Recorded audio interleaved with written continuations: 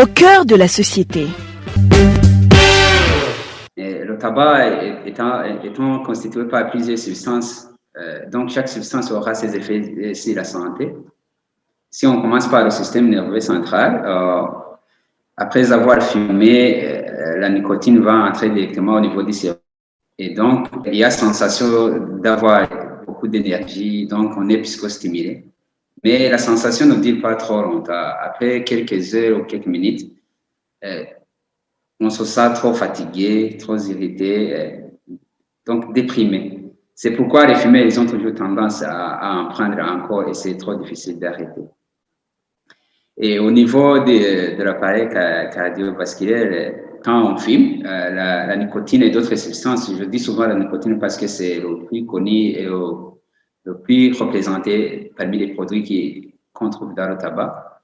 Donc, la nicotine entre directement dans la circulation sanguine et ça va diminuer le diamètre des vaisseaux sanguins. Quand le diamètre des vaisseaux sanguins est diminué, le flux sanguin ne va plus être normal. Donc, le sang ne va plus couler comme auparavant. Les parois des vaisseaux seront affaiblies. La combinaison de cet affaiblissement des parois des vaisseaux et le rétrécissement et le changement du flux sanguin, ça va entraîner des pathologies qu'on appelle communément des pathologies artérielles périphériques. Et ajouter à cela, donc l'augmentation du flux sanguin, la diminution du diamètre des vaisseaux sanguins, ça va entraîner une formation des caillots sanguins, c'est-à-dire la coagulation du sang au niveau des caillots. Et donc, la coagulation du sang avec l'augmentation de la pression sanguine, ça va entraîner des accidents vasculaires cérébraux. C'est communément connu sous le nom, on abrège comme ça, AVC, accident vasculaire cérébral. Et au niveau de l'appareil respiratoire, c'est trop facile à comprendre.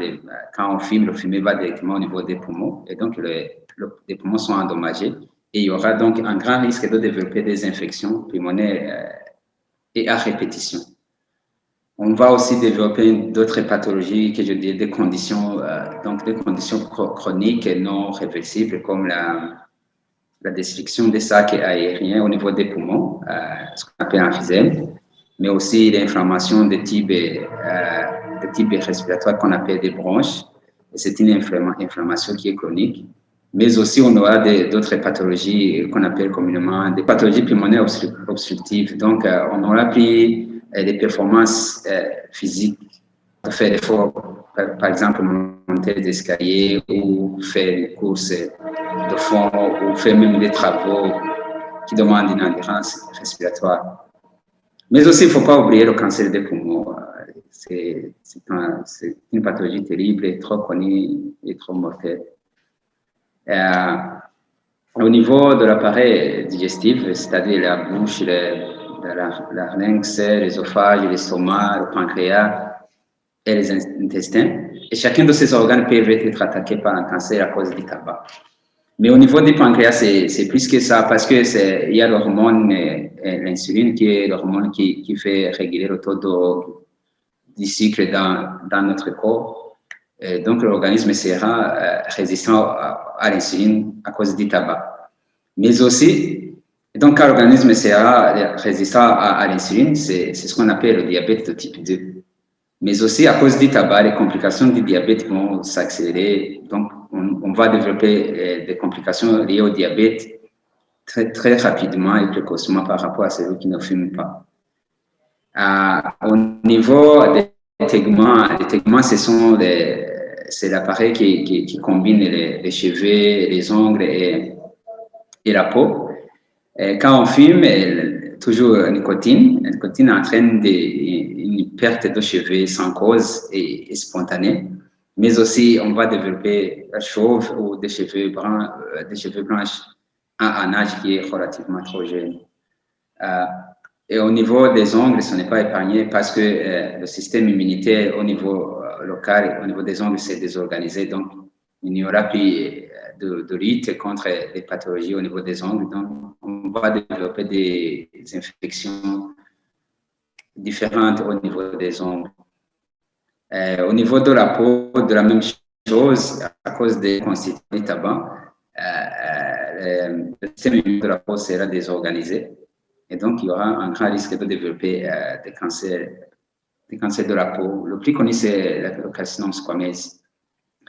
Au niveau de l'appareil reproductif ou sexuel, ce sont les mêmes effets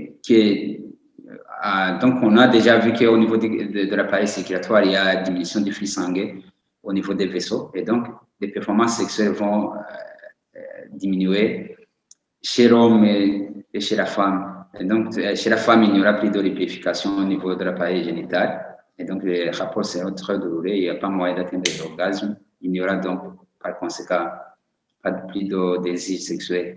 Et chez l'homme, les réactions ne seront plus normales. Et même s'il aurait envie d'avoir du sexe, les performances ne seront pas possibles parce qu'il n'y a pas de flux sanguin comme la normale. Et donc, l'appareil est perturbé.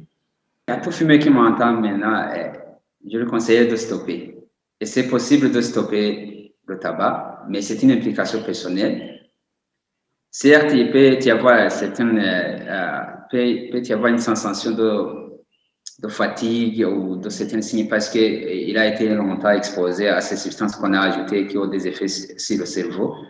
Mais ce sont des effets qui sont durables au niveau même de toutes les formations sanitaires. Donc, celui qui décide de stopper peut stopper même maintenant. Et s'il y a une sensation qui peut motiver une consultation, toutes les formations sanitaires, ça peut aider. Et si on n'est pas aidé au niveau le plus proche, l'orientation est facile. Tous les agents de santé savent orienter quelqu'un qui a certains effets liés au sévrage du tabac. C'était l'émission Au cœur de la société.